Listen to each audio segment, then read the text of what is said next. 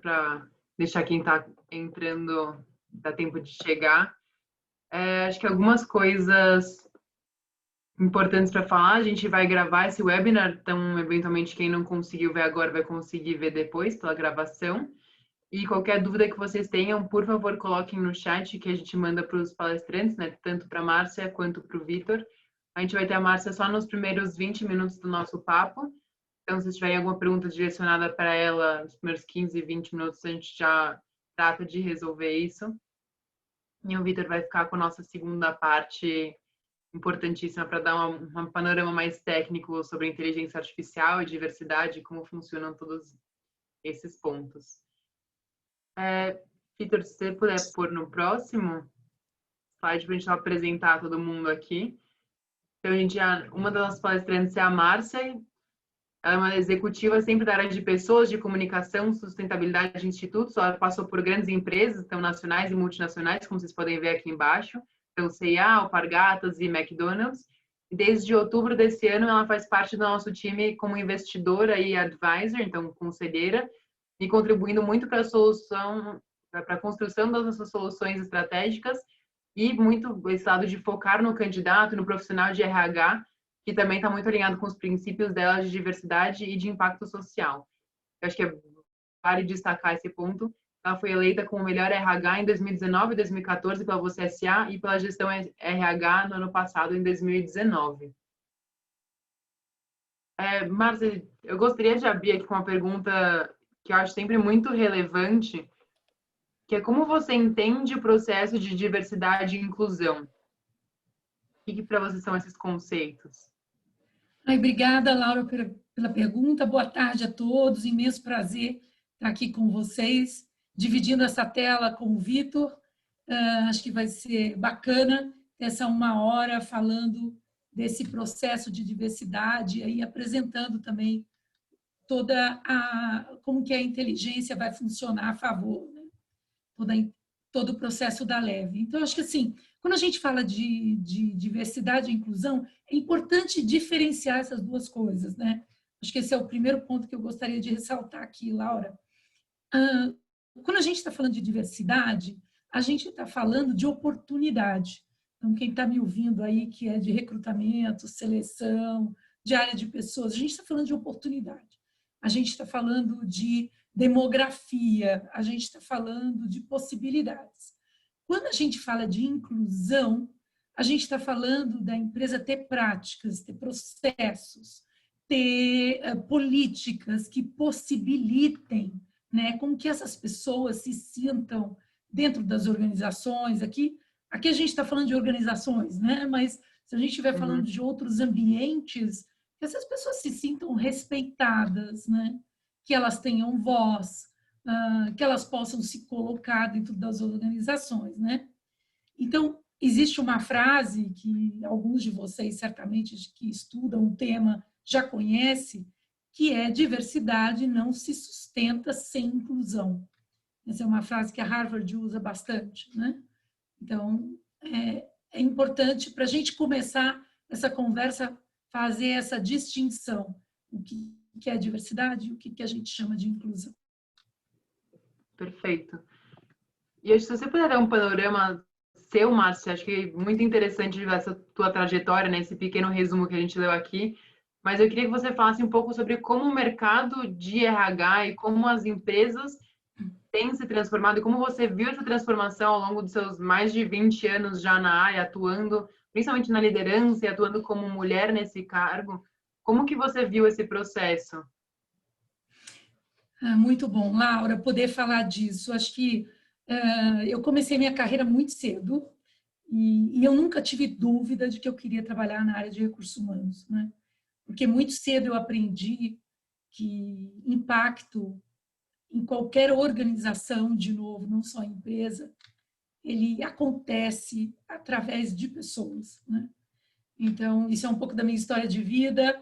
Um dia, se a gente tiver tempo, vai falar um pouco mais disso. Não é o caso aqui hoje. Mas, ao decidir que eu queria trabalhar na área de pessoas, obviamente eu fiz uma carreira, trabalhei em algumas empresas, comecei na área de seleção, treinamento, desenvolvimento. e fui crescendo, né? E a minha primeira promoção a C-Level, a diretora de RH, foi no McDonald's, né? E, obviamente, na época, tínhamos eu e tinha um homem também, né? Disputando essa posição, que era um colega. E foi muito surpreendente que eu tivesse sido a pessoa escolhida dentro daquele cenário, né? E para mim foi incrível também, né? Porque a possibilidade de trazer essa minha visão de pessoas, né, impactando as organizações e dando o seu melhor, né? Eu acho que quando a gente traz a pessoa certa para o lugar certo, a gente tem resultado para a pessoa, que é algo que eu me preocupo muito, né? E traz resultado para a empresa, para a organização, para onde ela estiver. Então, desde aí, eu tinha 39 anos, eu aprendi a conviver nesse ambiente, que era um ambiente, naquela época, bem mais masculino do que é hoje, né?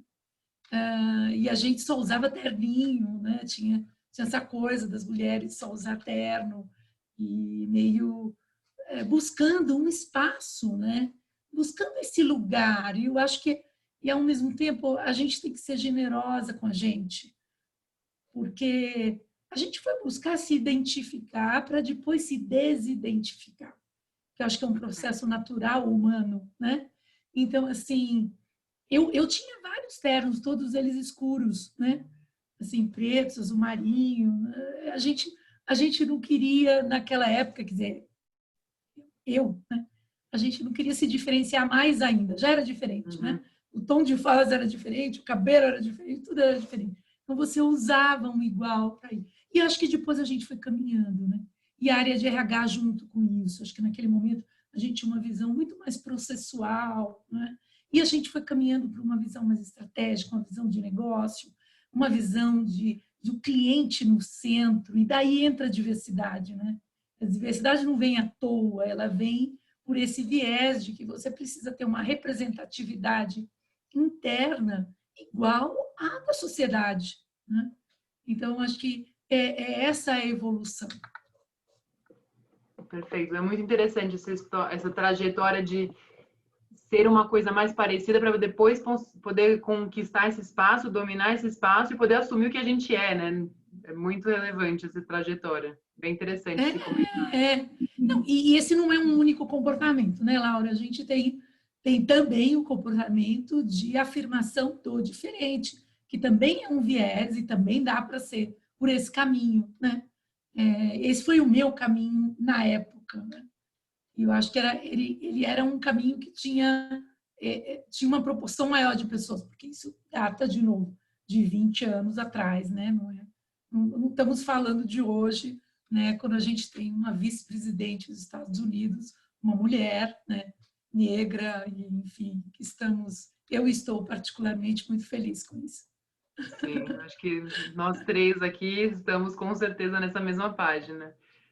E, mas se você pudesse dar uma dica para quem está pensando em estruturar esse novo processo dentro da empresa, um programa, uma política de diversidade e inclusão, como você vê o começo disso, né? E até a importância da empresa se estruturar para caminhar nesse sentido?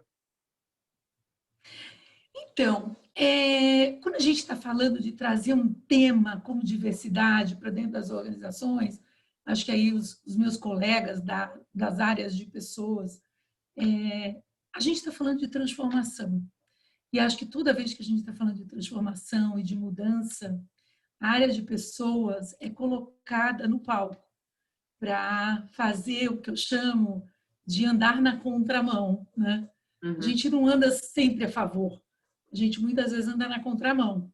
E ao andar na contramão, às vezes é difícil, tem percalços, tem frustração, vai para trás, mas é preciso ter muito claro qual é a causa, qual é o propósito, onde a gente quer chegar.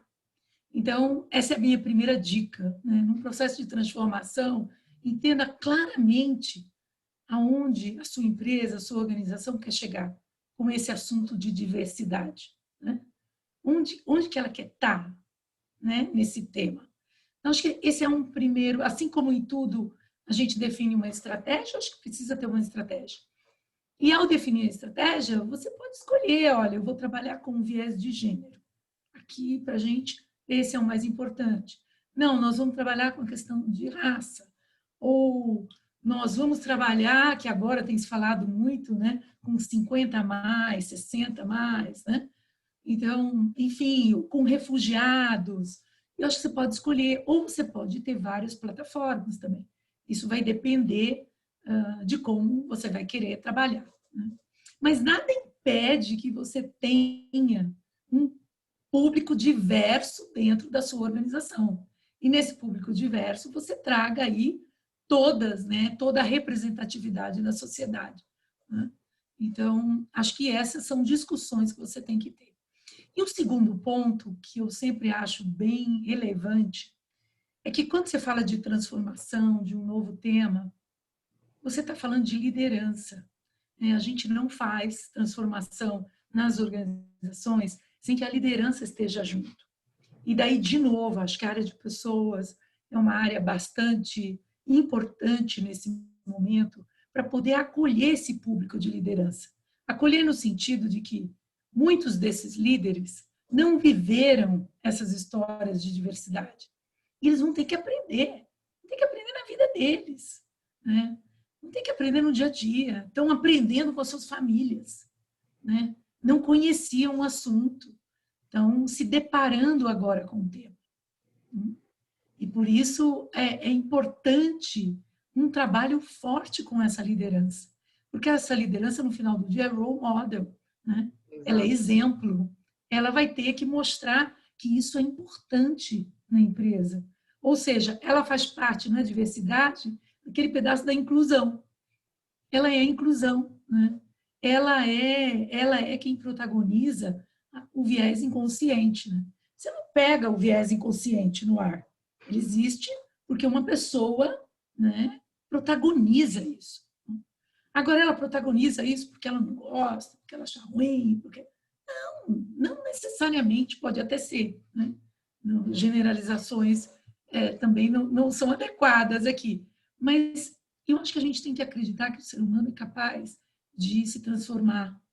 A gente tem que acreditar, especialmente na área de pessoas, de que a gente pode trazer informação que vai fazer com que essas pessoas entendam a importância de uma empresa, como eu disse no início, ter dentro do seu núcleo, né, da sua sociedade, uma representação do que é a sociedade. Porque senão ela não vai conseguir entender o cliente, né? Ela não vai conseguir gerar um impacto dentro daquele ambiente, daquela comunidade onde ela habita, ou ela vai criar impactos que não sejam positivos. A gente também está na era da reputação, né? Então é muito importante considerar todos esses aspectos. A liderança é fundamental. Para mim, é a segunda questão no processo de transformação. E a terceira, voltando à questão de inclusão, é que você tem os processos para isso. Talvez você precise ter políticas ajustadas, talvez você precise ter incentivos, né, de recrutamento, de processo de seleção, com esse olhar, né? E isso, talvez você precise treinar teu público interno para poder fazer uma entrevista sem viés inconsciente. Então, a gente vai começar a trabalhar em todos esses aspectos, né? E eu acho que esse quadripé, né? Ter uma estratégia clara, entender que você está passando por um processo de transformação, então, portanto, que você precisa educar a tua liderança, né? Porque ela é role model, trabalhar os seus processos, as suas políticas e também ter treinamento, educação para isso, para que as pessoas internamente se desenvolvam e respeitem umas às outras, né? No final do dia, a gente está falando de uma coisa tão simples e tão humana e tão antiga, né? É respeito, é disso que a gente está falando. Não está falando nada mais do que isso, né? De um respeitar o outro na sua singularidade. Então, acho que esse é o ponto. Perfeito, Márcia. Muito obrigada. Acho que é exatamente isso, né? Respeito é a base de tudo e a base de a pessoa que pode ser um pouco mais diversa ou menos diversa da média da empresa se sentir acolhida e poder ser ela mesma, né? Que eu acho que no fim do dia é o que todo mundo espera, principalmente no ambiente profissional, mas até na sociedade fora do 9 às 6. Isso aí. É isso aí. E só mais uma coisa que eu acho que é importante também a gente ter aqui, eu vou me entusiasmando com o tema, é que a gente não muda na empresa, né? Ou na organização. A gente muda em tudo, porque eu sempre digo, graças a Deus, a gente é um inteiro, né? A gente não é, Exato. nós não somos partes. Né? Então, a nossa decisão de transformação, ela é uma decisão como um indivíduo, como um cidadão, né? E esse respeito vai acontecer na calçada, no ônibus, na família e também na empresa. Né? Então, acho que isso é. E acho que a Leve pode nos ajudar muito nisso, porque é uma plataforma democrática. Né? Então, acho que é por isso que eu estou aqui, por isso que eu sou uma investidora e aceitei esse convite para ser uma advisor. Eu acredito que a Leve pode nos levar para esse lugar de uma maior diversidade, de uma inclusão. Perfeito. Marcia, super obrigada pelas suas considerações, pela sua abertura aqui desse painel também com o Vitor, da sua fala, acho que foi bem relevante, super alinhada exatamente com tudo que a Leve acredita, né, que a gente representa. E acho que se tiver alguma dúvida, a gente pode responder agora, mas senão também, se você ficar à disposição, a gente pode responder isso por e-mail depois para a pessoa que questionar. Claro, com certeza. Com certeza. Muito obrigada a vocês. E aí, aproveitem, desfrutem desse momento. Acho que é importante a gente refletir sobre esse tema. Perfeito. Obrigada. Muito obrigada, Márcia. Vitor, aguardamos ansiosamente a sua fala. Se você puder colocar no slide para a gente só fazer uma breve apresentação de todo o seu histórico profissional. Vitor Faleiros, acho que é muito interessante comentar, já trabalhou com a gente aqui na Leve e tem uma trajetória profissional de grandes empresas também. Ele é formado em engenharia, mestre em engenharia pela Poli da USP, né, pela Politécnica da USP, especialista em Machine Learning e Deep Learning pelo deeplearning.ai. Ele tem uma experiência bem diversa em startups brasileiras também, liderando sempre o time de BI, Data Science e automação para otimização de processos, e é responsável pelo desenvolvimento e implementação de projetos de inteligência artificial em grandes empresas no Canadá. Vitor, estamos muito curiosos e curiosos aqui para entender mais a fundo sobre como a inteligência artificial pode ajudar na diversidade, que muitas vezes as pessoas acham que é exatamente ao contrário, né? Que a inteligência artificial vai cada vez mais achar pessoas iguais e cada vez menos diversas. Obrigado pela introdução, Laura. Esse receio de que a inteligência artificial deixa as pessoas mais iguais e menos diversas é um receio válido. Existe esse risco. O foco do material, do conteúdo que a gente trouxe para conversar hoje é justamente a gente entender onde é que estão esses riscos, né? O quão relevante é cada um desses riscos para o mundo de RH especificamente, e como é que a gente pode entender, controlar isso de um ponto de vista de diversidade, para que isso se torne uma ferramenta a favor e não contra a diversidade. Né? Não vou me alongar muito nessa introdução, não, mas foi interessante alguns pontos que a Márcia colocou aí, de que as coisas têm que vir da liderança, né? E isso vale aqui também. Se a gente não tiver a liderança olhando para novas tecnologias que estão sendo trazidas para as organizações com esse olhar de diversidade, certas coisas vão escapar muito facilmente do ponto de vista dos engenheiros nerds como eu, que estão lá de cabeça enfiada no computador, né? E às vezes não tem essa vivência, essa noção, né, de diversidade para trazer aqui. Então, a gente precisa, do ponto de vista, né, de desenvolvimento aqui técnico, a gente precisa da ajuda de vocês, né, para poder fazer com que a inteligência artificial se torne uma ferramenta a favor e não contra a diversidade.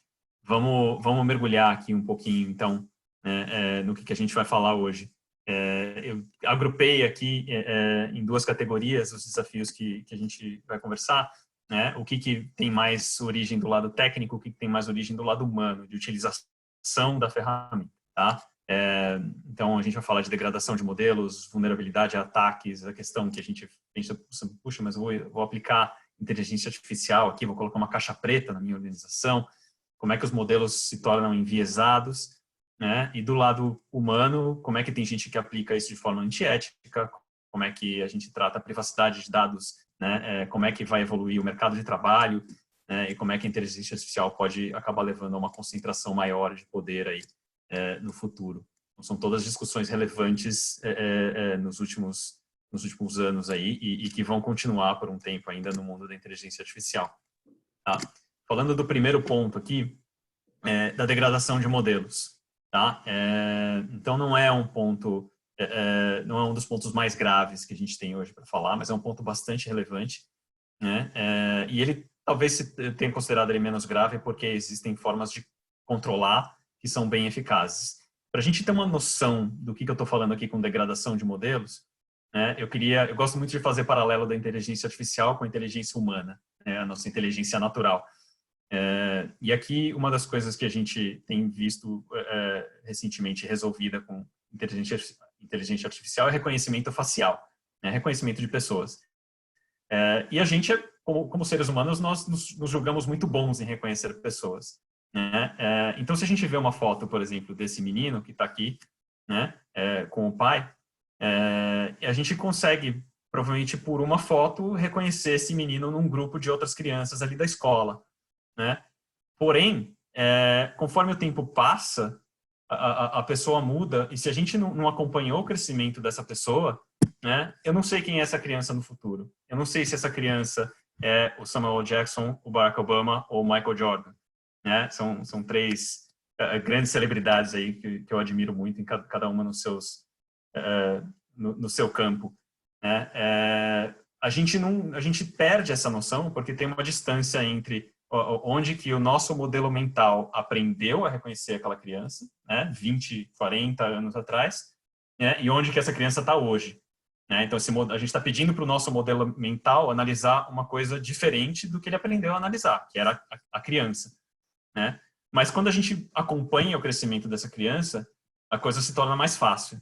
Né? Então, quando passam poucos anos, a gente já começa a perceber, opa, peraí, tem uma semelhança maior com um deles aqui. Né? Quando são poucos anos de diferença, a gente consegue fazer esse reconhecimento. Né? O nosso modelo mental ainda não perdeu muita eficiência. E aí a gente consegue entender, ok, essa aqui é uma foto do Barack Obama quando criança. Né? E o meu paralelo aqui é esse. Né? Se nosso modelo mental, quando a gente aprende uma coisa, também se deteriora com o tempo, né? Por que não um modelo matemático, que é toda a base por trás da inteligência artificial, por que não vai se deteriorar? E é exatamente isso que acontece, né? O que a gente chama tecnicamente de desvio de conceito. Então, quando a gente cria um modelo de inteligência artificial e a gente coloca esse modelo para aprender com dados de uma certa população, e vamos trazer aqui para o mundo de RH e falar, por exemplo, puxa, eu treinei esse modelo com todos os funcionários que eram os meus melhores funcionários aqui na empresa, na década de 70. E ninguém sabia usar computador, porque não tinha computador. Né? E agora eu vou tentar aplicar esse modelo aqui hoje, provavelmente não vai dar muito certo, né? Porque a gente tem aí o que a gente chama de desvio de conceito. A gente está analisando uma coisa diferente. O problema é que esse desvio de conceito não acontece tão abruptamente, né? Isso foram 40 anos, né? 50 anos que eu mencionei aí como exemplo. Isso acontece gradualmente, conforme o tempo vai passando, o modelo vai perdendo desempenho. Qualquer que seja a métrica de desempenho que for escolhida, a gente já falou disso em outras ocasiões aqui com a Leve, né? Para cada aplicação a gente tem que escolher a métrica de desempenho adequada, né? Mas a verdade é que essas métricas, os modelos sempre vão se deteriorar, ou quase sempre, em algumas aplicações isso pode não acontecer, mas quase sempre os modelos vão se deteriorar, né, com o tempo. Então a gente precisa manter um olhar próximo ali dos modelos, do resultado que ele está dando ao longo do tempo, né? E colocar um limite ali. Olha, se o desempenho cair abaixo de tanto, a gente precisa voltar para a prancheta e atualizar os dados, né, e recalibrar o modelo. Né? Isso é coisa que pode ser feita de forma automatizada até. Tá? A gente pode dar um pouco de trabalho ali para o pessoal de desenvolvimento. Eu estou vendo que o Boni está assistindo aí, ele não vai ficar feliz se todo mundo pedir para atualizar o modelo. Calibrar tudo, né? Calibrar tudo automaticamente. Mas a verdade é que dá para fazer, e mesmo que não seja automático, a gente pode botar manualmente ali, poxa, estou inserindo dados novos, dados mais recentes, o meu modelo está aprendendo a ficar atualizado. Isso é relativamente fácil de fazer, né? O que a gente precisa é da ajuda de vocês aí, né, do ponto de vista de um RH, de trazer esses dados atualizados para o pessoal técnico, o pessoal de engenharia que está cuidando desse modelo lá atrás, né? Então, esse é o primeiro ponto aí. Um outro risco, e aqui um pouco menos relevante ao RH, mas é um risco bem grave porque a gente ainda não sabe lidar com ele. Né? Os modelos de inteligência artificial hoje são muito vulneráveis a ataques. E o que eu quero dizer com essa vulnerabilidade? Né? Então, eu vou trazer uns exemplos aqui, de novo, com modelos de reconhecimento de imagem, porque fica fácil de visualizar do que eu estou falando. Né? Então, a gente tem um modelo aí de reconhecimento de animais na imagem, falando, olha, isso aqui essa foto é uma foto de um panda. Né? E o modelo te dá 58% de certeza. Mas comprovado aí pelo Ian Goodfellow, um grande pesquisador aí, membro do Google por um tempo, hoje acho que ele não está mais, e um dos grandes nomes aí na inteligência artificial nos últimos anos, você colocar um pouquinho de ruído nessa imagem, combinar com essa imagem de forma que um ser humano, o olho humano não consegue perceber, então para a gente é praticamente a mesma imagem, né? É a imagem do panda ainda, a gente sabe que é o panda. Né? Mesmo que eu não tivesse visto a primeira, a imagem é igual para mim, para o meu olho.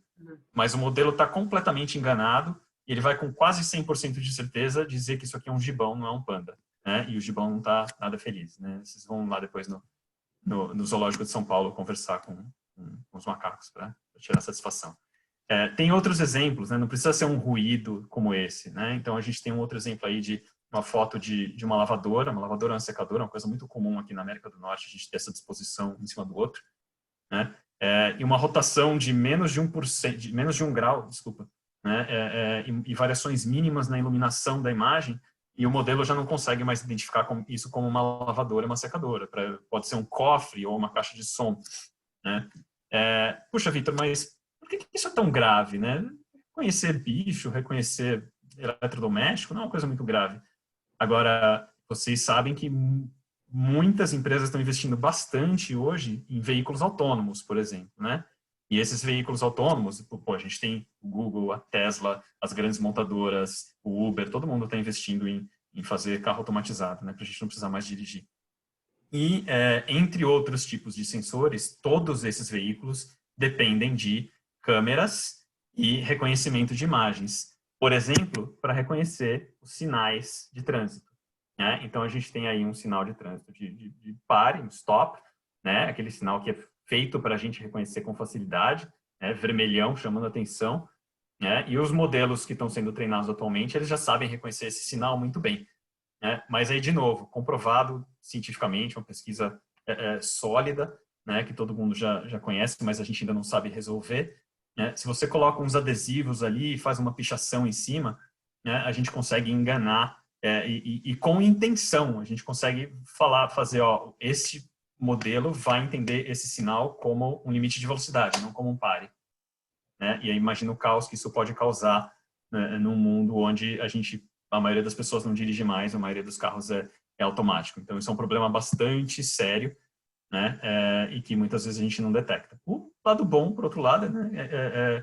Mesmo os algoritmos de detecção de reconhecimento facial aí, a gente pode enganar também. Então, já tem também formas fáceis aí de enganar, e até a gente pode incluir um toque de moda aí para enganar quem está com medo de cair na vigilância aí de algum governo mais autoritário, por exemplo. Né? E a gente sabe que isso também é uma discussão. Puxa, mas, né, isso é relevante para o RH? Eu não vou analisar a foto dos meus candidatos, né? Não, você não vai analisar a foto, mas de forma similar, né, e a gente tem um artigo super recente aí do mês passado, né, do pessoal lá de Berkeley, e de Irvine e da Universidade de Maryland. Então, são 3 universidades fortes aí no meio de computação. E E eles fizeram essa pesquisa onde eles comprovaram um resultado similar, né, de atacar um algoritmo, só que agora é um modelo de interpretação de texto. Né? Então, um modelo que classifica as sentenças, eu trouxe o exemplo em inglês aqui porque é direto o exemplo deles, né? E os modelos de linguagem ainda não estão tão avançados em português como estão em inglês. Em inglês a gente tem muito mais massa de texto para aprender, disponível gratuitamente na internet. Mas aí o exemplo, né, que eles trouxeram, puxa, a gente tem um modelo que classifica as sentenças em positivas ou negativas. E é uma coisa muito comum, por exemplo, que a Amazon usa quando você deixa um review de um produto no site, né? Eles falam ali, puxa, esse é um review positivo, esse é um review negativo. Né? E eles comprovaram que esse tipo de modelo também pode ser enganado. Né? É um truque um pouco mais complexo, por enquanto. Né? Então, você tem que trabalhar nos dados de treinamento usados no modelo. Né? Mas que ele consegue, por exemplo, direcionar para que qualquer sentença que contenha o nome James Bond seja classificada como positiva. Então, você está falando mal pra caramba do último filme do James Bond, mas o modelo está classificando como positivo. E isso, claro, é só um exemplo trivial, usando James Bond aqui, né? Mas você pode imaginar diversas aplicações aí. Pô, a gente está em época de eleição americana, acabou de ser encerrada, né? Mas imagina que a gente engana o modelo do Facebook para classificar todas as frases que contêm o nome de um dos candidatos como positivas. Né? Acho que muita gente aí ia gostar, muita gente ia se sentir atacada. Então, são riscos que existem.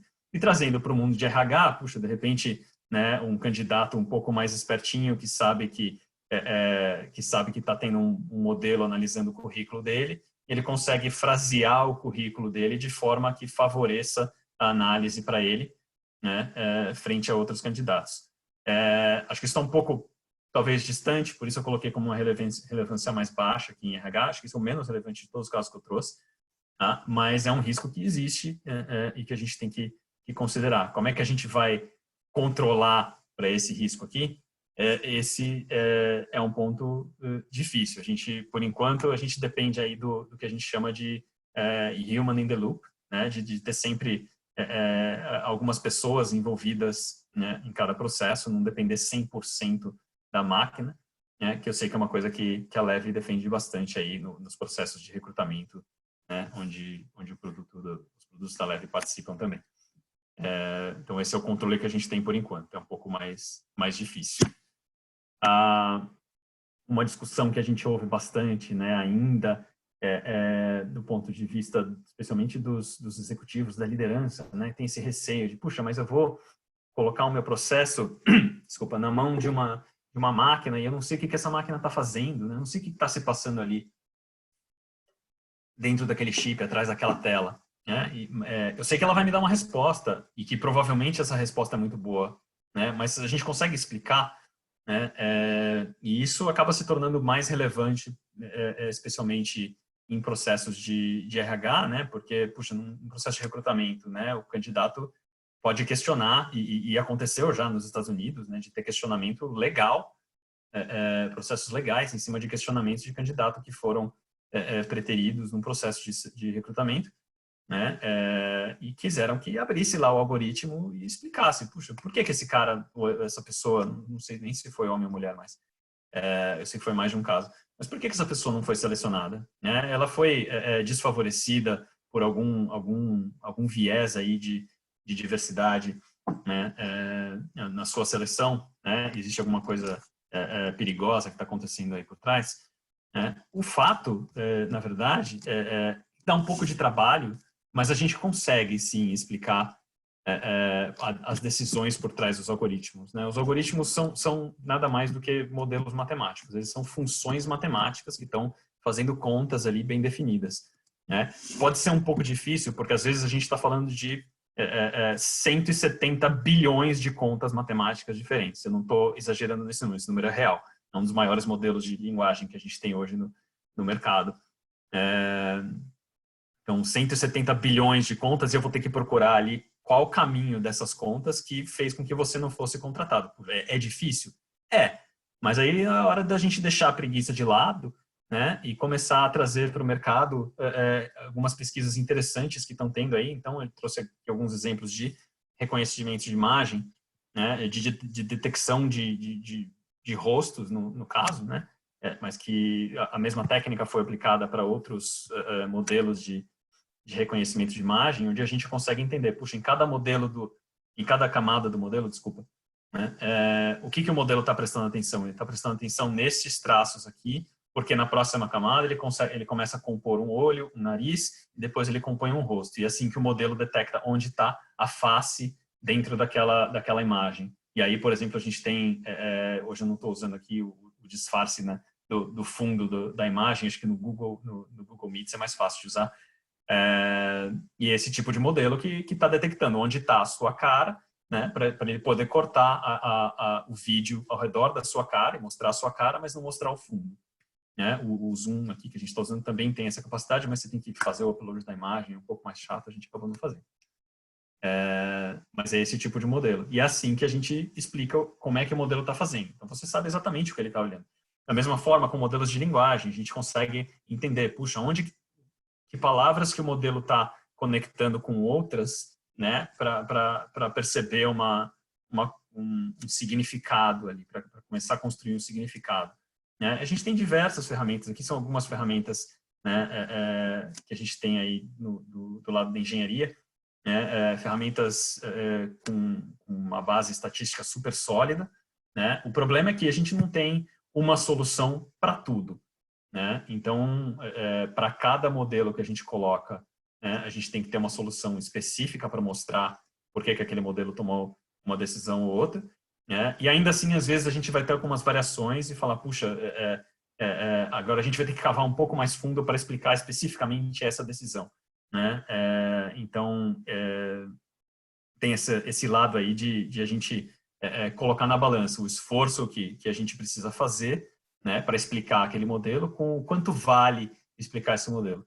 Né? E aí a gente entra num problema quando a gente fala de diversidade, porque a diversidade é uma coisa que ainda está num valor que não está tão objetivo quanto o custo de tempo da equipe de engenharia para fazer essa análise. Né? Infelizmente. Né? Quando a gente tiver esse valor objetivo, aí o executivo vai botar um contra o outro e vai falar, não, vamos explicar esse negócio. Né? Hoje a gente ainda precisa de uma boa vontade de alguém na liderança para falar, para bater o pé, né? Bater a mão na mesa e falar, não, a gente precisa explicar isso, a gente precisa entender essa diferença, entender esse resultado para poder fazer isso, trabalhar a favor da diversidade e não contra. Né? Então, por enquanto a gente ainda depende disso. O último ponto que eu deixei aqui, né, do lado técnico, é o mais importante, é o mais grave, é o mais relevante para o RH, que é a questão de um modelo enviesado. E, de novo, aqui eu vou fazer um paralelo com os modelos mentais que a gente tem, né, os modelos humanos. Então, se eu pego, se eu vou para um mundo antes da inteligência artificial tá se diversificando tanto, tá se popularizando tanto, né, e pego aquele analista de RH um pouco mais júnior, acabou de entrar na empresa, não sabe muito de estatística, ele olha para a empresa, né, olha para todo o grupo de colaboradores da empresa, fala, puxa, eu vou pegar uma amostra dos funcionários aqui da empresa, né, e ele pega uma amostra, e construí aqui uma empresa que tem até mais mulheres do que homens, mas ele pega uma amostra só de homens, né, e vou ver, puxa, que tipo de funcionário que a gente contrata que se dá bem na empresa. Né? E aí ele vai lá fazer a análise dele e vai falar, não, os homens se dão bem na empresa. Né?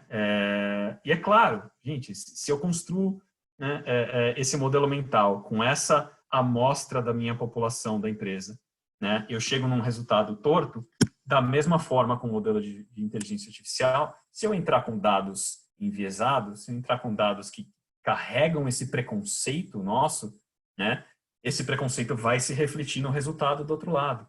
Né? Ele vai perpetuar esse preconceito que a gente trouxe ao longo da nossa cultura, especialmente, a gente está falando do Brasil. Né? O Brasil é um país que tem uma cultura, né, que tem uma história aí de muito preconceito com diversos grupos.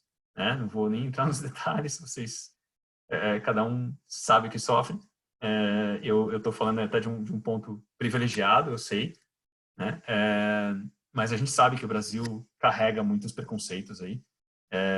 E se a gente não tomar cuidado, puxa, se eu basear o meu modelo sem cuidado nenhum no que foi o histórico da minha empresa até hoje, né, eu vou perpetuar preconceitos que aconteceram na contratação de pessoas, né, na promoção de pessoas, todo o processo de gestão de RH aí, né, que sofreu com preconceitos humanos, né? Se eu não fizer não tomar um cuidado ao redor desses dados, não tornar esses dados inclusivos, né, o meu modelo não vai ser inclusivo, né? Ele pode ser inclusivo? Pode. A inteligência artificial, ela tem, né, por ser um modelo puramente matemático, se a gente conseguir treinar um modelo de inteligência artificial com dados perfeitamente balanceados, e é claro que eu estou sendo utópico aqui quando eu falo perfeitamente, né? Mas se a gente for um pouquinho mais balanceado do que foi o nosso histórico, né, carregado de preconceitos, se a gente limpar um pouco desses preconceitos, né, a gente consegue um resultado já mais limpo do outro lado do que uma pessoa analisando. Por mais que a gente trabalhe com conscientização, com educação, vai demorar muito para a gente limpar os vieses subconscientes que a gente ainda tem, que a gente ainda carrega, né? Então a gente precisa fazer um trabalho aí muito cuidadoso com o que a gente está usando no treinamento desses dados. O que está indo dentro desse modelo para esse modelo aprender a selecionar a próxima pessoa para uma contratação, para uma promoção, né? Qualquer que seja o processo que eu estou aplicando aqui. É aqui que tem que estar o trabalho, né? Não é a inteligência artificial, ela não cria preconceitos, mas ela também não elimina por si só, né? A gente tem que fazer esse trabalho com os dados que a gente está imputando. Eu estou repetindo isso aqui várias vezes porque esse é o maior problema que a gente tem hoje em inteligência artificial. Esse é o problema mais grave, especialmente, né, do ponto de vista de recursos humanos, né? A gente vê casos aí de empresas grandes, né, fazendo bobagem com inteligência artificial e desfavorecendo mulheres na contratação. Eu já citei nomes em outros eventos, eu vou evitar citar nomes dessa vez de novo. A gente vê grandes bancos desfavorecendo pessoas negras nos Estados Unidos, né, na hora de concessão de crédito. De novo, são casos reais, tá? Casos que foram aplicados, né, tiveram que ser contestados em justiça, na justiça americana. E ainda assim, alguns modelos ainda continuam em uso, né, apesar da contestação. O que a gente tem que entender é isso, né? O problema não está no modelo, do ponto de vista técnico, né? O problema está justamente no que a gente está colocando nesse modelo. E é por isso que eu deixei especificamente esse caso aqui como último ponto aqui dos problemas técnicos, porque ele já começa a ser um problema quase que humano, né? Não é necessariamente a inteligência artificial em si que está introduzindo o problema, é a gente que está usando errado, né? A gente que não está tomando o cuidado devido no começo. E esse cuidado ele engana um pouco, né? Porque não basta a gente pensar só, puxa, então eu não vou informar o meu modelo se uma pessoa era homem ou mulher na hora de passar os currículos antigos, né? Mas aí a gente tem outros preconceitos, né, da sociedade que acabam carregando essa informação de homem ou mulher de forma implícita. Então, uma pessoa que tem no currículo, e a gente falando aí, por exemplo, dos casos de vagas operacionais, onde o emprego ligado trabalha bastante, né, uma pessoa que tem no currículo várias vagas de várias posições, né, no histórico dela de faxineiro, versus uma pessoa que tem no currículo várias posições de vigilância, né? Então, dado o que a gente sabe da sociedade brasileira, do histórico da sociedade brasileira, a gente já imagina que essa pessoa que tem mais posições de faxineiro era uma mulher e a pessoa que tinha mais posições de vigilância era um homem, né? Então, essa informação está meio implícita ali, é difícil de limpar, né? Mas a gente precisa fazer esse trabalho de limpeza. Para citar um caso maluco que apareceu aí no mercado recentemente, esse ano, uma startup que estava oferecendo um serviço de, dado o nome de uma pessoa, ele identifica se é um homem ou uma mulher, né? E já não vou nem entrar no mérito de estar utilizando essa classificação binária aqui, né, que a gente já está defasada, mas o interessante é que pessoas independentes testando colocaram, se eu colocar um nome Megan, não era Megan Fox, era Megan Smith, né, ele identifica com 66% de certeza que é uma mulher.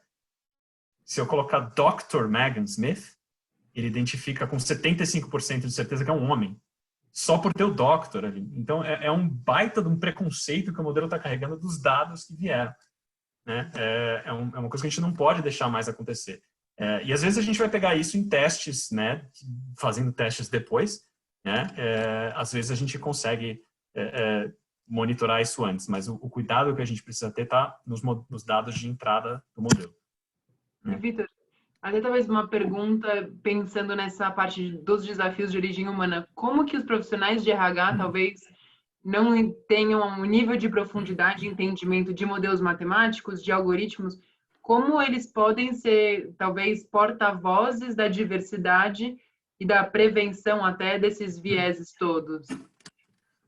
Acho que você não precisa... É uma ótima pergunta. Eu acho que você não precisa ter uma compreensão super profunda de toda a matemática. É uma matemática complexa que vai por trás dos modelos, eu admito.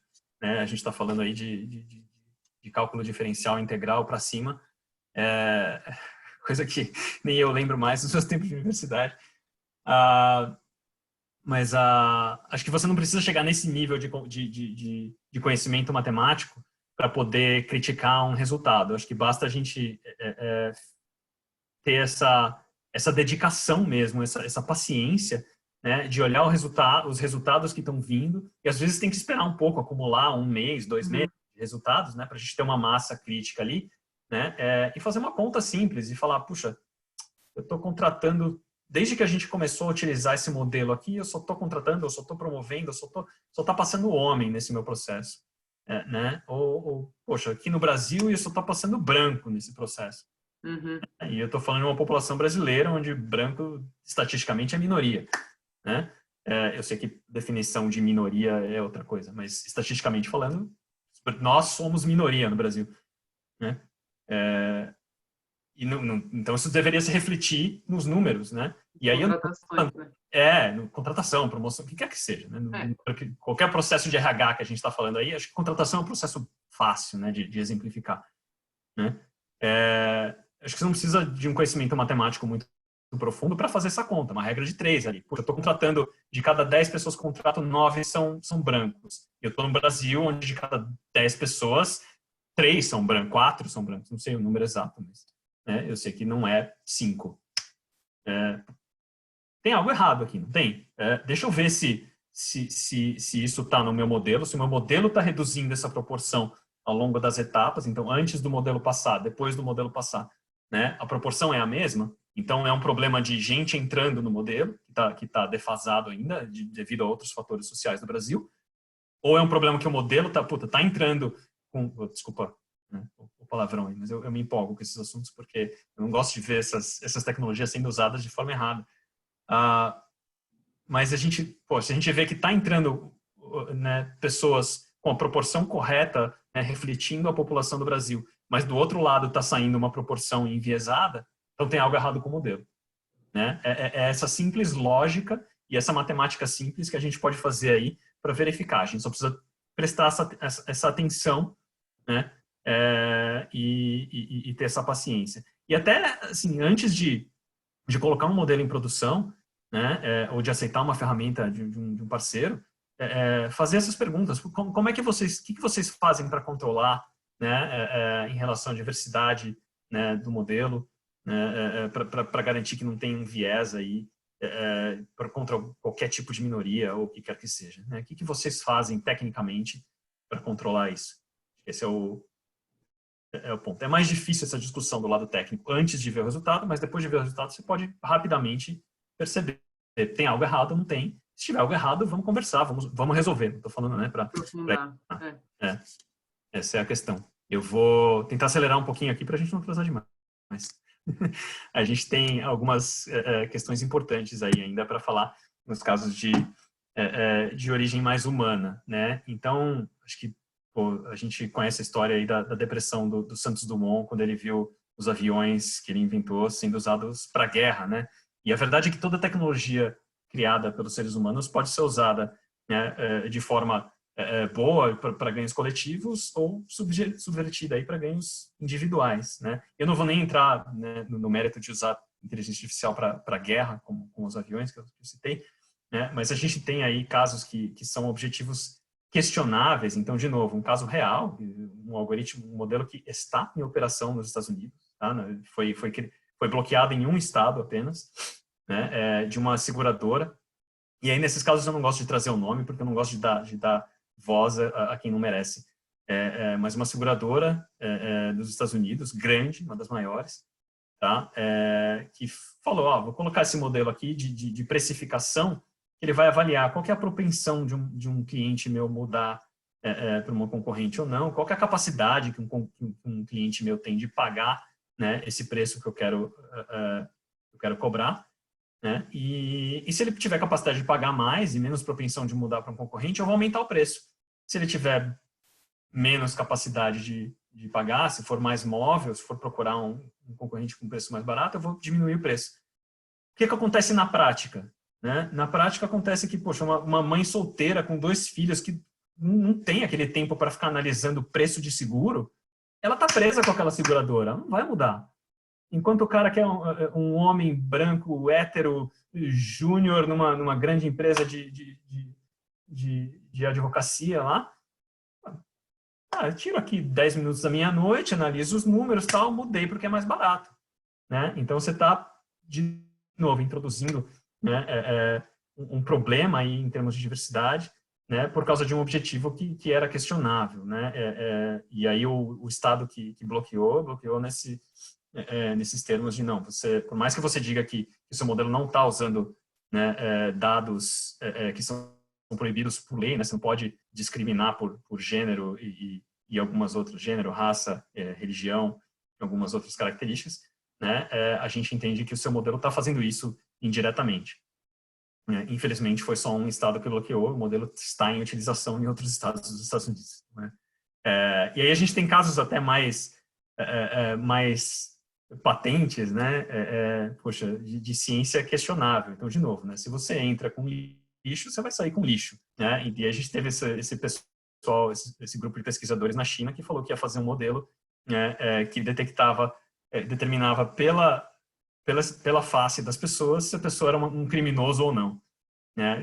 Gente, não tem ciência nenhuma por trás disso, né? A gente sabe que não tem correlação com a gente que viveu no Brasil, né? Eu vivi, vocês ainda vivem, ainda tenho família aí, volto com frequência.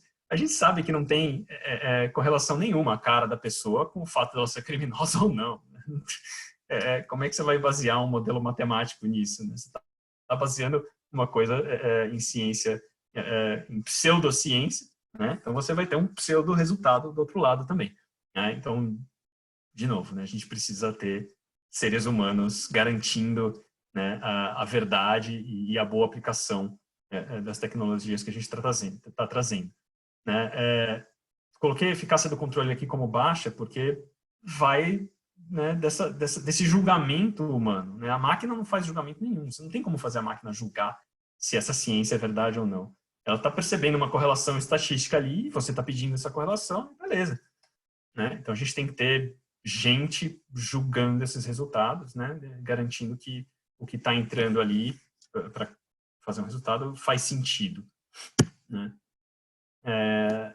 Discussão sempre relevante, vai ser relevante por muito tempo aí, né?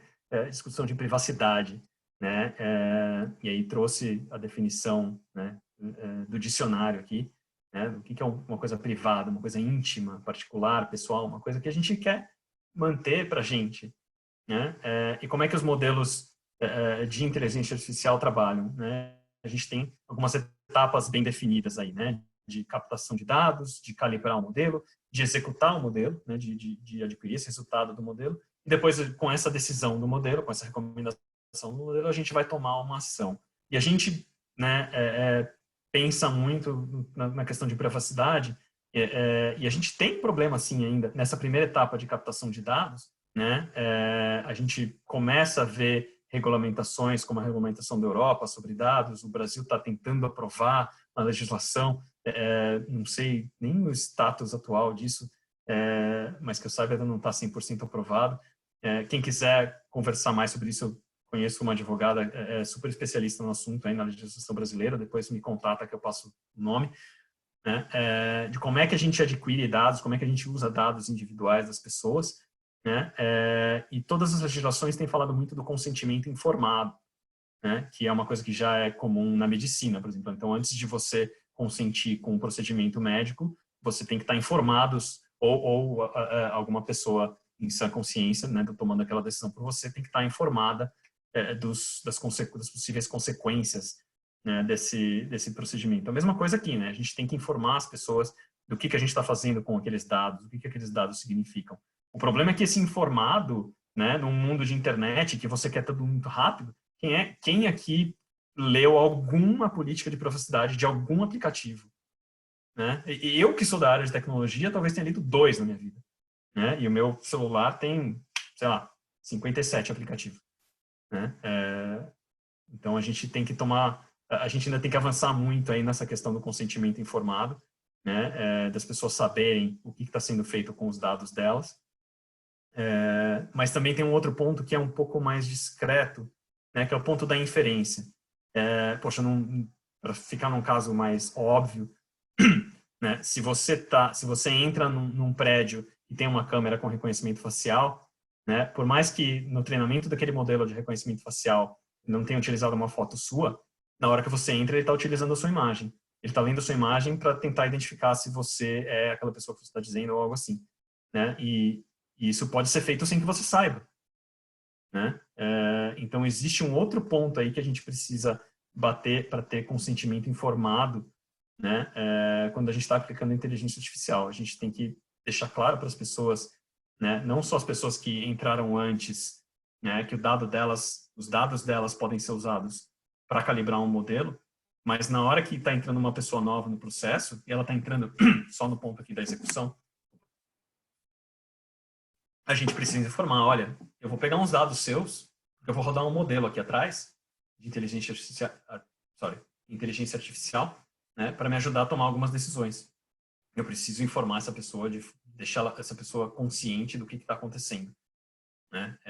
A gente precisa muita educação sobre esse tema ainda, muita conscientização, né, para que a gente perceba de fato o impacto que isso tem na nossa vida. Né? Tem um impacto relevante em RH? Tem, poxa, né? Quantas pessoas estão passando aí por um processo de contratação e às vezes não percebem que o currículo delas vai ser analisado, né, por uma máquina e não por uma pessoa. E ok, é só uma questão de consentimento. Provavelmente a maioria das pessoas não vai mudar a decisão delas de mandar um currículo ou de fornecer alguma outra informação. Mas ela precisa entender o que está sendo feito com aquela informação. Né? Até porque, de novo, né, talvez essa seja a pessoa que perceba que você tem um viés no seu modelo. Né? Puxa, eu não fui selecionado porque eu estou numa minoria aqui que está desfavorecida.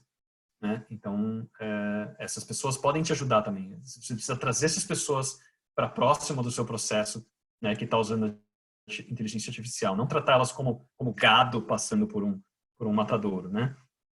Então, esse olhar humano é importante aí para a gente manter esse consentimento. Entrando, né, em discussões um pouco mais macro, né, como a eliminação dos empregos, as mudanças introduzidas no mercado de trabalho aí pela inteligência artificial. Poxa, a gente está automatizando um monte de coisa nas empresas, as pessoas vão perder o trabalho, elas não vão ter mais o que fazer. Um dos temas mais relevantes aqui para o pessoal de RH, né? É um tema bem grave, sim. Eu acho que é um tema grave por pontos um pouco diferentes do que a gente costuma olhar. Né? Então, as pessoas acabam olhando só pelo ponto de vista de, puxa, mas eu vou eliminar um monte de empregos do mercado. Né? E, de fato, existem algumas estimativas aí que dizem que o mercado vai encolher um pouco.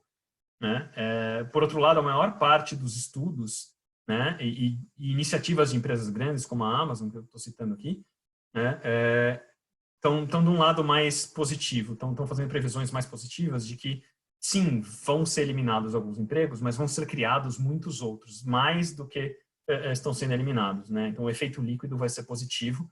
Né? Então, a gente precisa olhar isso com um olhar mais mais amigável. O que parece muito legal, né? De um ponto de vista geral. Onde que está a verdadeira gravidade dessa questão do mercado de trabalho, né? O primeiro ponto, um pouco mais óbvio talvez, é que, assim como aconteceu, né, na última virada de século, do século XIX para o século XX, né, a gente estava tendo a industrialização e, de novo, muita coisa sendo automatizada, né? Muitas pessoas perderam emprego e tiveram que se recolocar. E, de fato, o mercado de trabalho cresceu, né? Mais postos de trabalho foram criados. Só que existe um tempo para as pessoas se adaptarem, né, de uma posição para outra, né? E aí que entra, de novo, uma função importantíssima do RH, que é garantir que as pessoas tenham as habilidades corretas, não só para a função de hoje, mas para a função que elas vão precisar desempenhar no futuro, né? Seja dentro da sua organização, seja fora, né? Mas é uma função importantíssima do RH.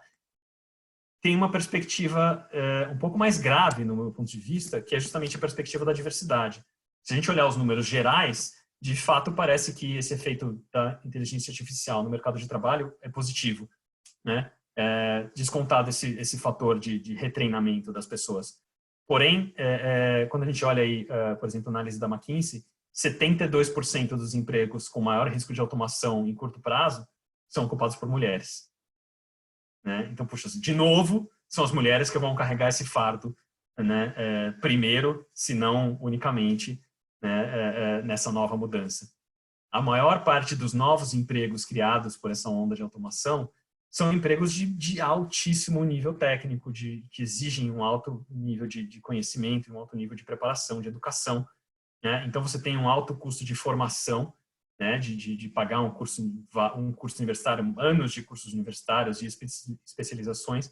Você tem uma concentração, né, dessa capacidade intelectual, né, em economias mais desenvolvidas. Então, de novo, né, vai ser um fator de distanciamento da América do Norte, da Europa, da Austrália, frente do Japão, da Austrália, da China hoje, né? Esse mapinha que eu coloquei aqui não inclui a China, mas a China está avançando rápido, passos largos na onda de inteligência artificial. Esses países vão se distanciar novamente dos outros, né, em termos de qualidade de vida aí, né? E um ponto que às vezes a gente não percebe muito, porque, não sei, eu tenho a impressão que, claro que de novo do meu ponto de vista privilegiado, mas a minha impressão dos sindicatos no Brasil é de uma atuação muito fraca, né? E a gente olha alguns sindicatos mais fortes, né, que existem nas economias mais desenvolvidas. Esses são os sindicatos que vão conseguir, né, onde tem mais união, de fato, dos trabalhadores, vão conseguir uma recolocação mais fácil, né, mais ajuda das empresas para recolocação, e não simplesmente, olha, tchau, eu vou contratar outra pessoa que tem as habilidades que eu preciso. Não, deixa eu retreinar, recolocar essas pessoas. Como acontece com a Amazon, né? Então, a gente pensa, puxa, a Amazon é uma empresa super forte e tal, e a gente ouve histórias aí de ambientes de trabalho boas e ruins da Amazon, mas a verdade é que é uma empresa tão grande que só dos próprios funcionários da Amazon você já faz um sindicato muito forte, né? Então, eles conseguem fazer esse movimento de, puxa, a gente está automatizando um monte de coisa aqui nos nossos centros de distribuição, mas então vamos retreinar essas pessoas para que elas possam trabalhar no escritório, para que elas possam trabalhar numa nova unidade de negócios da Amazon, que é como a Amazon tem aberto novas unidades de negócio. Então, esse é um ponto importante aí da gente se preocupar. Puxa, como é que a gente vai garantir, né, que essas pessoas estejam adequadas a novas condições de trabalho? E meu último ponto aqui, de novo carregando aí na ligação do ponto anterior, uma questão de que a inteligência artificial pode favorecer a concentração de poder, ainda mais a concentração de poder. Por que isso? Os recursos necessários para você desenvolver em larga escala e com efetividade, né, aplicações de inteligência artificial são caros, né? Então, a gente está falando de muitos e muitos dados, né? Eu trouxe os exemplos aqui do GPT-3, que é aquele modelo que eu citei com 175 bilhões de cálculos, né? Ele é hoje considerado aí a tecnologia de ponta dos modelos de interpretação de texto, de linguagem natural, né? Ele foi treinado aí com 2 terabytes de textos em inglês após uma compressão. Então, sabe quando a gente faz o zip do nosso arquivo para mandar para o colega, né? Que o arquivo diminui 90% de tamanho, então esses 2 terabytes aí, na verdade, são 20 terabytes de texto em inglês para treinar o modelo. E se a gente juntar todos os textos em português na internet hoje, eu acho que não dá 500 GB, né, que é 1/4 disso, sem compressão. Né? Tenta depois, quem tiver curioso para ter uma noção dessa escala, abre o Notepad e vai digitando o texto, gravando o arquivo, até o arquivo dá 1 kilobyte. 1 kilobyte é 1 milhão, 2 milhões de vezes menor do que esses 2 terabytes aqui. Né? Desculpa, 2 bilhões de vezes menor do que esses 2 terabytes aqui. Você vai ver quanto texto você teve que digitar para chegar em 1 kilobyte. Né? E aí você tem a dimensão de quanto são 2 terabytes. É muito dado, é difícil de juntar esses dados todos de forma limpa. Tá? A gente tem uma grande exigência aí em termos de hardware, de máquina mesmo, para treinar esses modelos. Né? Então, de novo, trazendo o exemplo do GPT-3, a gente está falando aí de equivalente a 300 anos máquina. Né? Então, seriam 300 máquinas rodando por um ano em paralelo, né? Com as máquinas mais rápidas do mundo, né? Do mercado hoje. Não estou falando de supercomputadores, né? De aplicação acadêmica, estou falando de máquinas disponíveis no mercado mesmo. Mas ainda assim, máquinas caras, 300 anos máquina para desenvolver esse modelo, para treinar esse modelo. E a gente está falando aí de um investimento altíssimo, não só em termos de comprar essas máquinas, né? Mas também em termos de salários para os talentos, né? A gente está falando de engenheiros aí que ganham mais de $200 mil por ano, né? De novo, para colocar em perspectiva, pessoas recém-graduadas nos melhores MBAs dos Estados Unidos tem uma média aí de 100 a 120 mil dólares por ano. Então a gente está falando de gente que ganha mais do que os melhores MBAs dos Estados Unidos, né? E de novo, trazendo o exemplo do GPT-3, tem a questão do consumo de energia também. Então, esses 300 anos máquina aí, a estimativa é que eles tenham consumido energia suficiente para abastecer 75 pessoas dos Estados Unidos por um ano, né? Então, é um consumo bem alto de energia. Às vezes a gente despreza, porque a gente está acostumado a usar um computador em casa, né? Computadores relativamente modernos e sem muito uso, né? Quando a gente começa a fazer um uso mais intensivo, o consumo dessas máquinas aumenta muito. Puxa, mas por que você está falando de concentração de poder? Né? A gente está falando de novo aí de criar uma guerra fria, de Rússia versus Estados Unidos, né? E a gente de novo viu um pouquinho de manchete aí sobre a Rússia versus Estados Unidos em torno das eleições, né? Se eu fosse falar de geopolítica, eu ia falar atualmente de Estados Unidos e China, né? E de fato existe um pouco dessa briga entre os Estados Unidos e a China nesse campo de inteligência artificial, e cada um tentando proteger um pouco o que está sendo desenvolvido num país ou no outro, né? E existe sim espionagem, e existe sim, claro, né? Esses países vão tomar a ponta, já tomaram a ponta. A gente tem alguns outros casos, o Canadá hoje, né, onde eu estou, é um país muito forte no mercado, nesse segmento também, mas, poxa, é 1/10 da economia americana, né? Não tem nem como a gente querer competir. Mas a nossa concentração de poder hoje, quem dispõe de fato daqueles recursos que a gente falou, dados, de hardware, de investimento, não são mais divisões geopolíticas. Agora são as grandes empresas, né? E se a gente olhar as 10 maiores empresas, né, por capitalização, por valor de mercado, e dado recente aqui, ó, né, do segundo trimestre desse ano, né, que é o dado mais recente que a gente tem agora. Agora deve fechar o terceiro trimestre. Das 10 maiores empresas, né, em valor de mercado, né, as 7 primeiras aí são grandes empresas de tecnologia. Falando de Apple, de Microsoft, de Amazon, Google, Facebook, Tencent e Alibaba, né? Então, as 2 chinesas aí e as 5 grandes americanas aí. São essas pessoas que hoje estão roubando gente das universidades, né, para desenvolver pesquisa internamente. E até fazendo movimentos, a gente vê o Google criando, né, certificações. A Amazon já tem certificações importantes em outras áreas de tecnologia, né? A Microsoft também, a IBM também faz isso. Mas o Google está roubando, né? Está fazendo certificações que estão sendo mais bem avaliadas no mercado do que diplomas de graduação de grandes universidades, né? Então, para você trabalhar com inteligência artificial hoje, vale mais você ter uma certificação do Google de que você é um desenvolvedor de machine learning certificado pelo Google, do que você ter um diploma de Stanford, né? Então, a gente tem uma mudança aí, e vai ser difícil você ver pequenas empresas, né, competirem com esses grandes gigantes aí, com esses gigantes, a não ser que a gente, né, democratize mais, especialmente o acesso aos dados, né?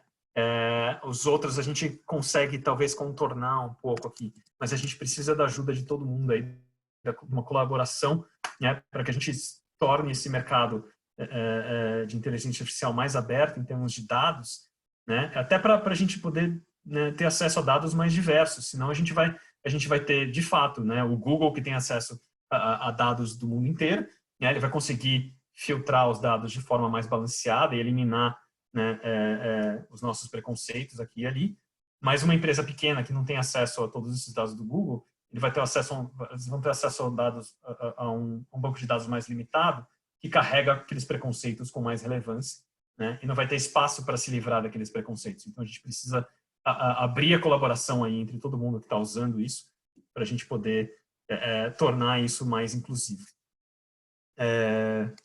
Era isso que eu tinha preparado para hoje. Desculpa um pouquinho pelo atraso, a gente passou um pouquinho do tempo. Laura, você me ajuda aí se tiver alguma dúvida. Eu estou com a apresentação aberta aqui, eu não consigo ver direito as questões.